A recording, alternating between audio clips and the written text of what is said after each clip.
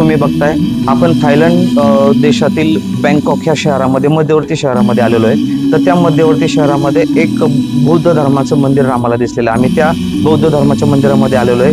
तर ह्या मंदिराचा थोडासा इतिहास मी सांगण्याचा प्रयत्न करतोय. ह्या मंदिराची स्थापना जो या थायलंडमधील राजा मोंगकुट यांनी 1857 साली केलेली आहे. ह्या मंदिराच्या जागी अगोदर पूर्ण ही भात शेती होती. तर ह्या मंदिराची स्थापना केली त्या मंदिरामध्ये राजकुमार राणी सावंत ह्यांच्या ह्या देशातील बँकॉकच्या राजकुमारी होत्या. त्यांच्या घरातील काही लोकांच्या अस्थी ह्या मंदिराच्या आसपास एका ठिकाणी पुरलेल्या आहेत. तर त्याच्यासाठी एक मेमोरेबल हॉल आहे. तर त्या ठिकाणी आपण त्या अस्थीचं दर्शन घेणार आहोत.